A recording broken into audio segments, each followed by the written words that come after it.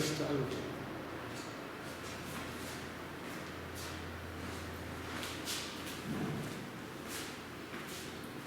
Jai Swaminarayan friends, I Mr. R.B. Patel welcome you on behalf of Sri Swaminarayan High School and Higher Secondary School, Sector 23, Gandhinagar. Friends, we had met after a long time. Now, in this session, we will learn lesson number 7, Kach and Devyani. Friends, first, I will teach you the Britas of this lesson and then we will see the lesson.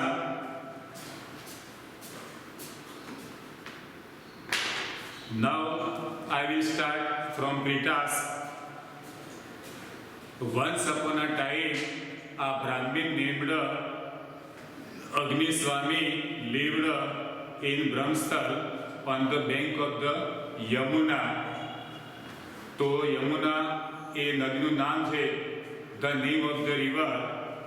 He had a beautiful daughter called Mandarvati.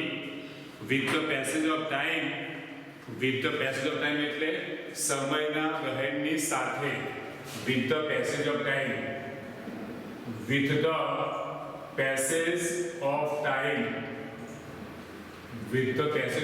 એટલે સમયના વહેણની સાથે. સમયના વહેણની સાથે with the passage of time એટલે સમયના વહેણની સાથે. એનો સમાજ શું થાય? Gradually she became mature enough to get married. તો મેચ્યોર એટલે પુખ્ત થઈ ગયો અને મેચ્યોરિટી એટલે પુખ્તતા. તો એ પોતે લગ્ન કરવા માટે પોતે પુખ્ત બની ગઈ. Three young men came for her hand, but her father approved none of them. તો to approve એટલે પસંદ પડવું. To approve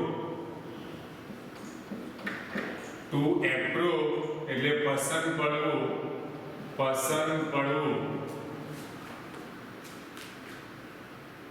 So they stayed there waiting. તો જે ત્રણ યંગ હતા ને મેન, એમાંથી એક પણ એને પસંદ ના પડ્યો.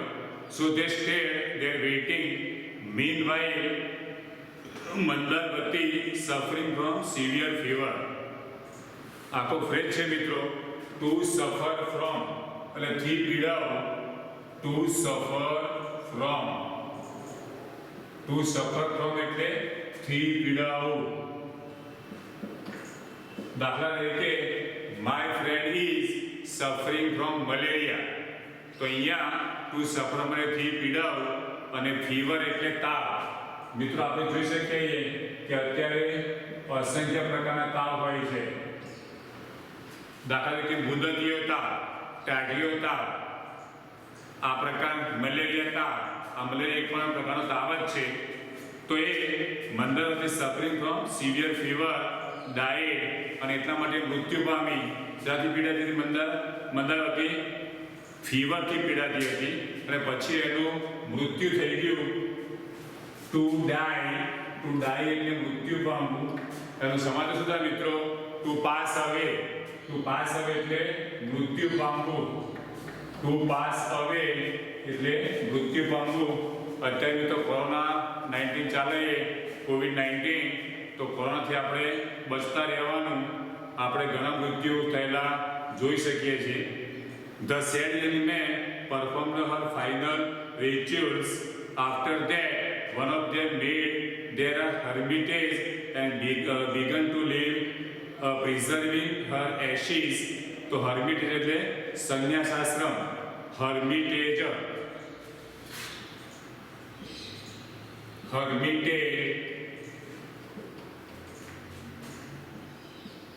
સંન્યાસ આશ્રમ.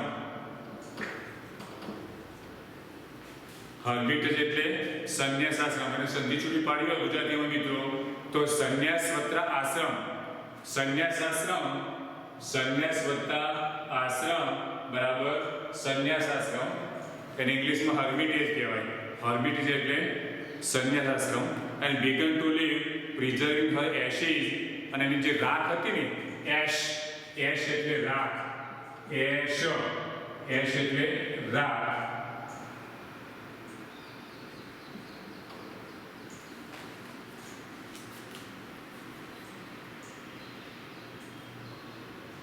તો એને સાચવી રાખી રાખને. એને માણસ મૃત્યુ પામે પછી એનું ઓપરેશન કરીએ ને તો પછી રાખ વધે મિત્રો, તો ઇંગ્લિશમાં શું કહેવાય? એશ કહેવાય. એશ એટલે રાખ અને ટુ પ્રિઝર્વ એટલે સાચવવું. The second one taking her bones reach Ganga. અને જે બીજો હતો ને એના શું લીધા? એને અસ્થિ લીધા. એને બોન્સ એટલે હાડકું, BONE બોન એટલે હાડકું થાય. મિત્રો તમને કદાચ ખબર નહીં હોય કે how many bones are there in our body. આપણા શરીરમાં કેટલા હાડકાં એ તમને મિત્રો કદાચ ખબર નહીં હોય. 213 હાડકાં, 213. ધ્યાન રાખજો, વિજ્ઞાનનો છે સવાલ. વિજ્ઞાનનો સવાલ છે. there are 213 bones in our body. તો ગંગા કિનારે પહોંચી ગયો એના અસ્થિ લઈને. The third one became a saint. અને બીજો શું બની ગયો? સંત બની ગયો. સેન્ટ એટલે સાધુ સંત. And wandered the places of pilgrimage of the country. અને ટુ વન્ડર એટલે રખડવું, ભટકવું. ટુ વન્ડર એટલે રખડવું, ભટકવું.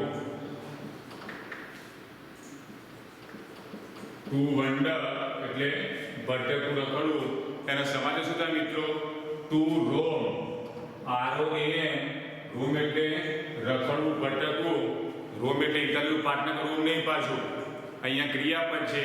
ટુ રોમ એટલે રખડવું, ભટકવું. અને પિલગ્રિમેજ એટલે યાત્રા.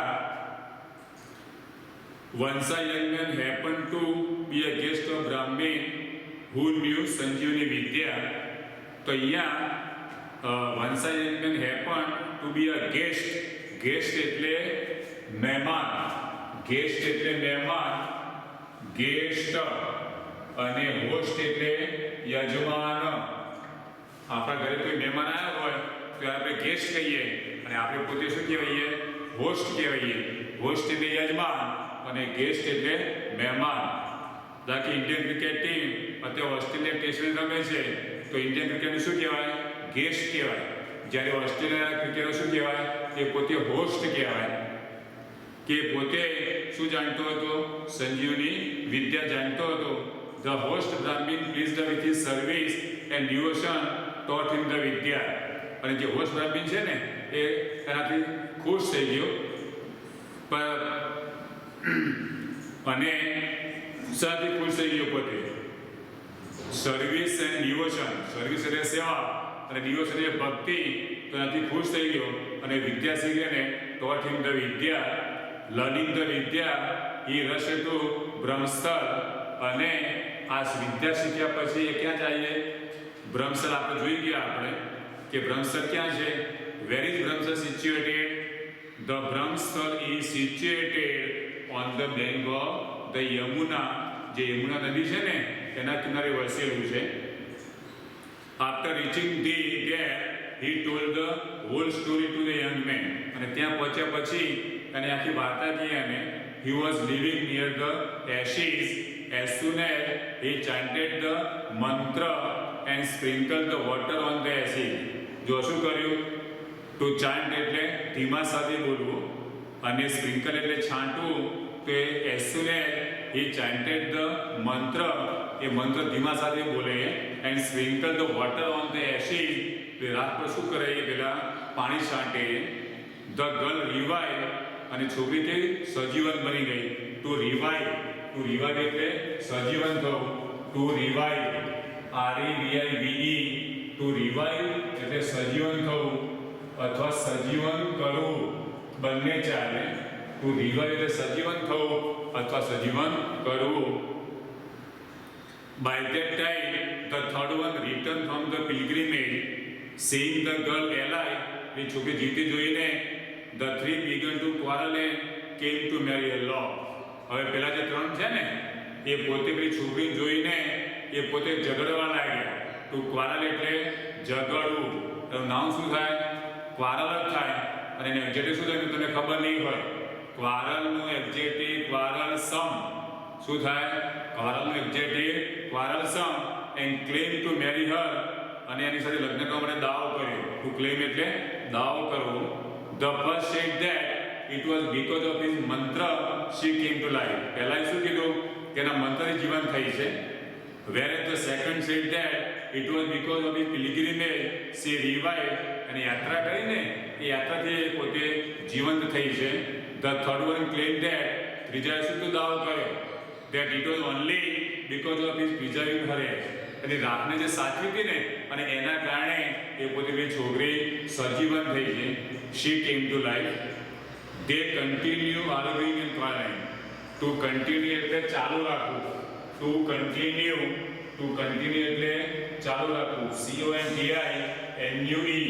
ટુ કન્ટિન્યુ એટલે ચાલુ રાખવું. એનો સમાધિ શું થાય? To keep on. To keep on એટલે ચાલુ રાખવું. To go on. બીજું શું થાય? To go on. To go on એટલે ચાલુ રાખવું. તો they continue arguing. આર્ગ્યુઇંગ એટલે દલીલ કરવાનું. તો આર્ગ્યુ એટલે દલીલ કરવી. અને નામ શું થાય મિત્રો? આર્ગ્યુમેન્ટ. મેનેજમેન્ટ, એનાઉન્સમેન્ટ, એ રીતે આર્ગ્યુમેન્ટ. તો એ બધાએ શું કર્યું? દલીલ કરવાનું ચાલુ કર્યું. એમ કારણ કે ઝઘડી પડ્યા. એટલા સાથે છેવટે they went to a wise man of their village.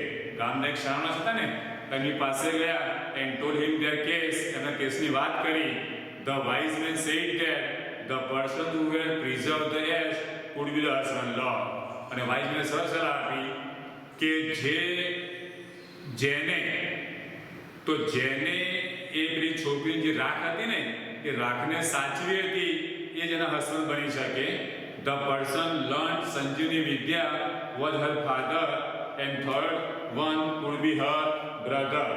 તો જે person learned Sanjeevani Vidya was her father એના પિતા, અને થર્ડ વન છે એના શું બની શકે? ભાઈ બની શકે, બ્રધર બની શકે. Now discuss the reasons why wise men gave such a judgment. તો આપણે એની ચર્ચા કરવાની છે. હવે પ્રિટાસમાં મિત્રો જુઓ નીચે read the descriptions of some Indian mythological character. જો mythological ને પૌરાણિક કથા હોય ને તો પૌરાણિક કથાના જે પાત્રો હોય એને માઇથોલોજીકલ કેરેક્ટર્સ કહેવાય. એટલે પાત્ર જે રીતે નાટકમાં પાત્ર હોય એ રીતે અહીંયા કથામાં પણ પાત્રો હોય. Find out some details and write short introductions of last two characters. તો અહીંયા મિત્રો આપ્યા છે ને એ એના વિશે તમારે વાંચવાનું, પછી લખવાનું. એક તો બલરામ છે, પછી ઇન્દ્ર છે, પછી શેષનાગ છે, પછી મેનકા છે, પછી ગંગા છે. આ ગંગા શું આપણને ખબર છે? The Ganga is the holiest river. આ ડિગ્રી સુપરલેટિવ છે. The Ganga is holier than any other river. No other river is so holy as the Ganga. આ ત્રણ વાક્ય હું બોલી ગયો. પોઝિટિવ, સુપરલેટિવ અને કમ્પેરેટિવ. અને અલગ એ જોઈ લેવાનું. અશ્વસ્થામાં એ પાછા સાતમું આવીએ. P3 જુઓ મિત્રો પ્રિટાસમાં. Match the meaning with the word, write number in the blank. એ તમારે એના લખવાના. ઋષિ કોને કહેવાય? ધ પર્સન હુ ટીચીસ ધર્મ. એને શું કહેવાય? ઋષિ કહેવાય. એ મિત્રો તમે જોઈ લેજો. તો આ લેક્ચરમાં એટલે આપણે પ્રિટાસ રાખીએ છીએ. હવે લેસન આપણે પાર્ટ 2 અને પાર્ટ 3માં જોઈશું. Thank you. ધન્યવાદ.